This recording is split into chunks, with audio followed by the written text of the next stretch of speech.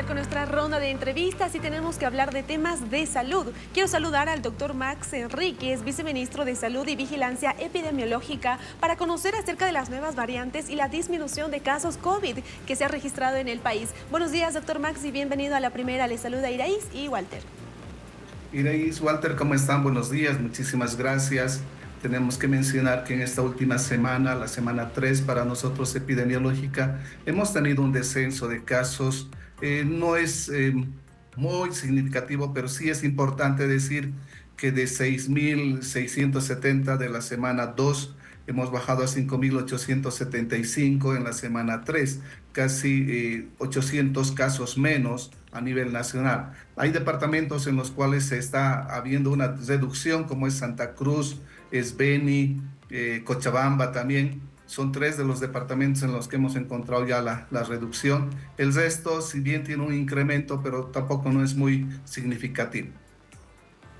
Doctor, consultarle el tema de las variantes del COVID dentro de esta tercera semana epidemiológica.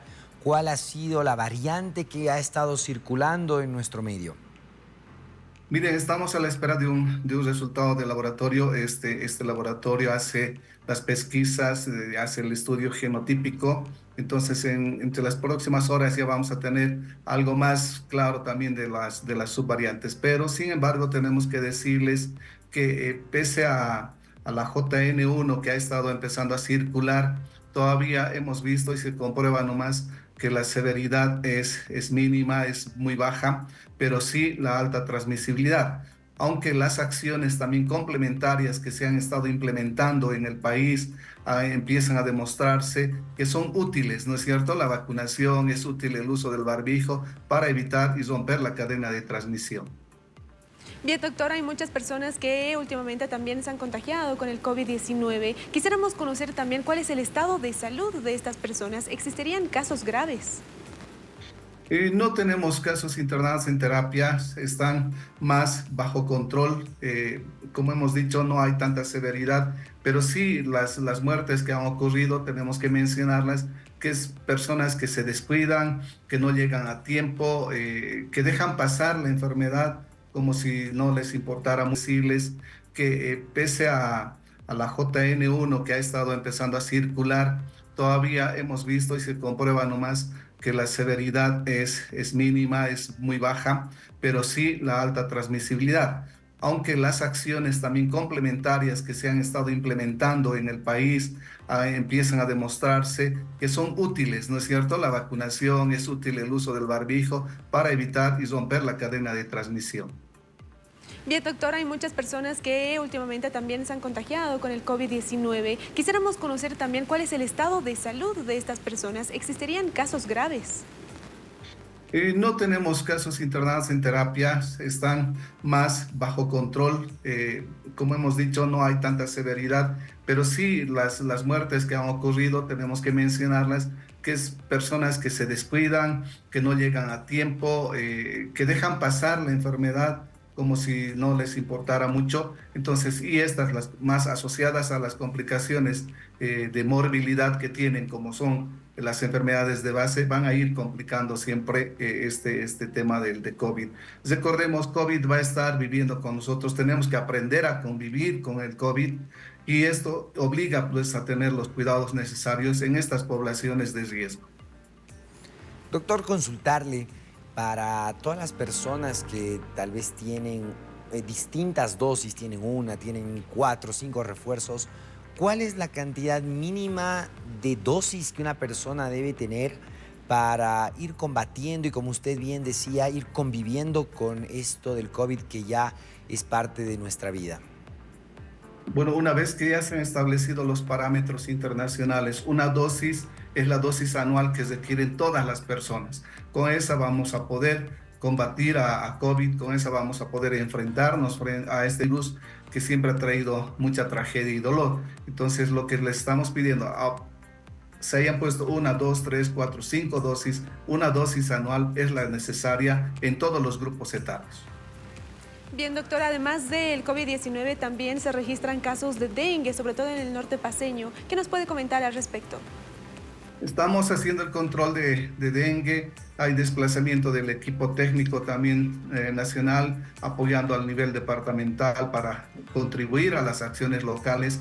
En el norte de La Paz, sobre todo en estos lugares donde hemos tenido las riadas, hemos tenido inundaciones y hemos tenido estas lluvias intensas, es ahí donde estamos preveyendo que podría haber un rebrote de dengue. En este momento todavía tenemos aguas bastante fuertes, entonces ya van a ir bajando y al bajar estas van a dejar estos acúmulos de aguas residuales en algunos lugares. Y la lluvia persistente con el acúmulo de inservibles que tenemos, pues son propicios para esto. Se están haciendo las acciones, todavía podemos mencionar que estamos bajo control de estas enfermedades, sobre todo del dengue. Doctor, prácticamente estamos a 2 semanas de lo que va a ser ya el inicio de la gestión escolar. Se había hablado de las recomendaciones, medidas de bioseguridad, esquema de vacunación para niños y adolescentes y también jóvenes universitarios. ¿Se va a ratificar el tema de que para el inicio de la gestión escolar el uso del barbijo va a ser obligatorio? Sí, necesariamente es una de las medidas que va a cortar la transmisión. Recordemos que esta enfermedad se transmite a través de esas gotitas que uno expele al hablar, saltan esas pequeñas gotículas y ahí estamos transmitiendo la enfermedad.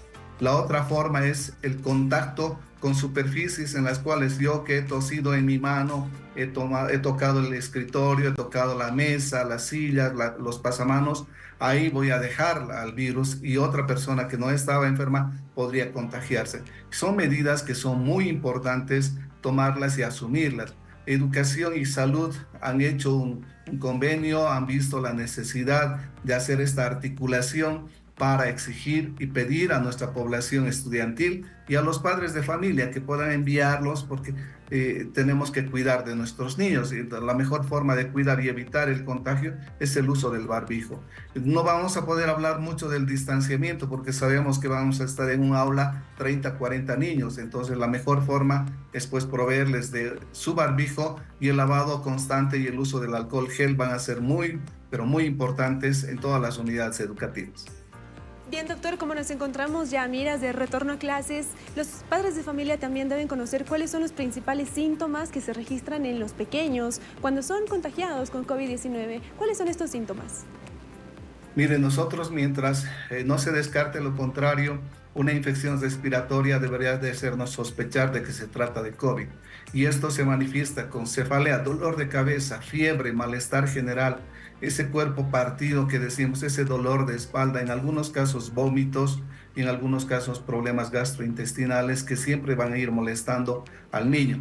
Y aquella afonía o disfonía que está ocurriendo es esa ronquera que se está presentando a nivel de las vías respiratorias cuando los niños empiezan a tener problemas en la garganta. Es así como se está manifestando y entonces pedimos que frente a estos síntomas que esté presentando el niño, ya empezar a aislarlo, tenerlo en cuenta y a acercarse a un establecimiento de salud para un diagnóstico y un tratamiento oportuno. Doctor, para ir cerrando, por favor, se vienen también actividades, festividades muy importantes donde se conglomeran muchas personas. Ejemplo, hoy las Alacitas, viene también Carnaval.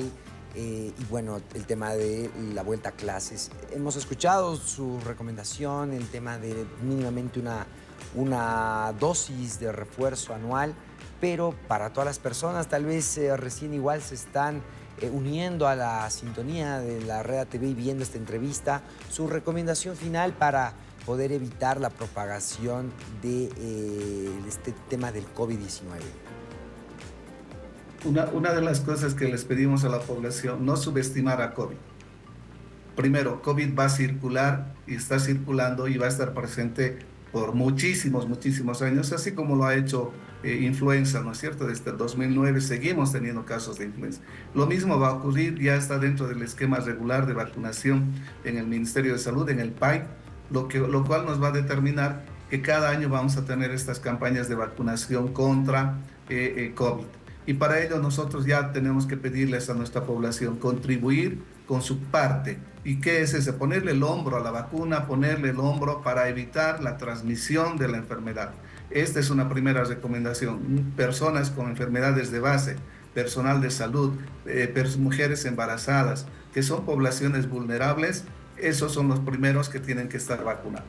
Lo siguiente, para nuestros niños, ahora, vacunemos ahora porque es el tiempo oportuno para la entrada a clases, pero también ya vayamos preveyendo que tenemos que hacer el uso del barbijo constante y permanente en las aulas, el lavado constante de las manos, el uso del alcohol gel, medidas que van a contribuir a romper la cadena de transmisión y con eso vamos a poder sobrepasar, sobre todo esta temporada, ¿no es cierto? Ahora con las fiestas de Alacitas, en unas 2 semanas vamos a tener el inicio de clases, posteriormente vamos a tener el carnaval, son épocas en las que fácilmente podríamos contagiarnos la enfermedad. Así es, doctor. Muchísimas gracias por el contacto, gracias por el informe y sobre todo también por las recomendaciones hacia todo el país. Hasta una próxima oportunidad. Muchísimas gracias a ustedes. Prevenir antes que lamentar. Todas las acciones de prevención son positivas. Gracias, buenos días. Nos acompañó el doctor Max Enríquez, viceministro de Salud y Vigilancia Epidemiológica. Y bueno, Walter, ahí están las recomendaciones. A la cita, inicio de clases, carnavales, por favor, a completar el esquema de vacunación, no bajar la guardia y así también combatir de alguna forma el COVID-19. Así, medidas de prevención. Es lo principal, Iraís. Así que usted ya sabe, vacúnese y tenga aún las medidas de bioseguridad, lavado de manos, en lo posible en lugares muy cerrados, seguir utilizando barbijo y obviamente utilizar tu alcohol en gel para las manos, Iraís. Así es, Walter, y con este informe, amigos, continuamos con más.